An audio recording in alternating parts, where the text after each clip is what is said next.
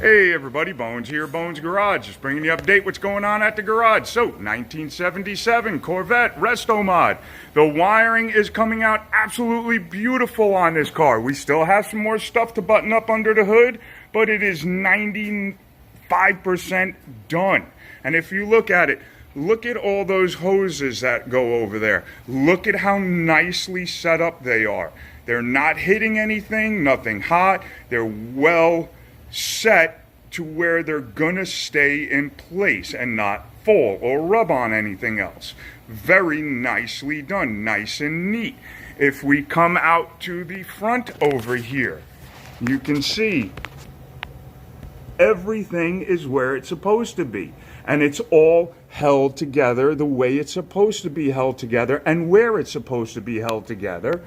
If you look at like this horn connector, they had two open spade connectors on here, which they work, but they're not the right way. You want to have them locked. You want to have the protection around them. So this way, if they do fall, if something does happen, somebody pulls on this and it contacts something metal, when next time you blow your horn, you'll blow the whole circuit. So everything is the way it's supposed to be. And we also have to remember, on Corvettes, these headlights go up and down. So everything has to be out of the way of those mechanisms to keep anything from rubbing or breaking something. If you look on the other side of the car, you'll see all the vacuum lines are run really nicely. All of the electrical harness for the front headlights and all run really nicely, run exactly the way Chevy would have done it. Another thing we've put in, we've gotten rid of the fusible links that used to be connected to the starter down there. Used to connect to this starter wires here, these two wires right there. And fusible links, you used to have to cut them out if they blew. Now we have mega fuses in. And we mounted the mega fuse block right here, which makes it a lot easier. If anything ever happens, one of these fuses blow out, you just pull the cover, pull the two nuts off, pull the old fuse out, put the new fuse in, put the new put the nuts back on, and put the cover back on. Done. Quick, easy. You don't have to jack up the car. You don't have to try and get under there and undo everything that's under there.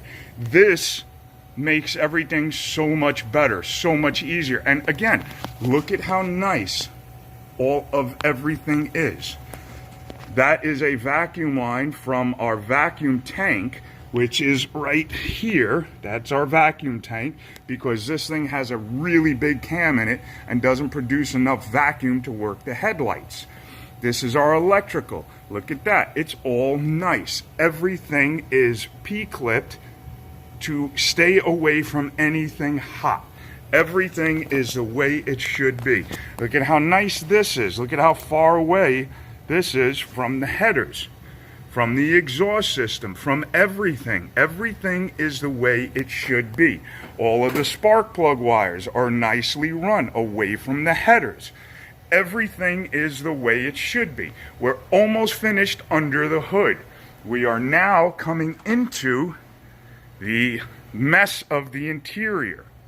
We have gotten the new fuse block in right there.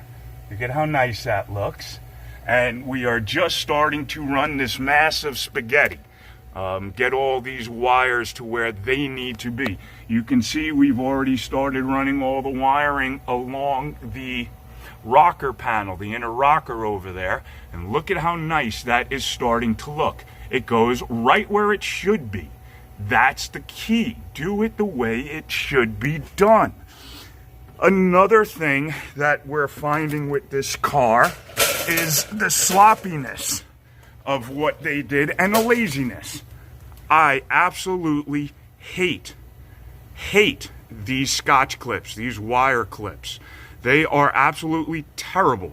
What they do is they actually cut into your wires, and they will cut wires. Now, every time you cut one of those strands in there, you're increasing the amount of resistance in the other strands that are still connected together. This can cause a fire. These also corrode very easily, and they do come apart very easily. So this is not a good way to connect two wires together. And what I'm talking about is, let me see, give me 1 second. I'm going to pull those apart. I'm going to pause.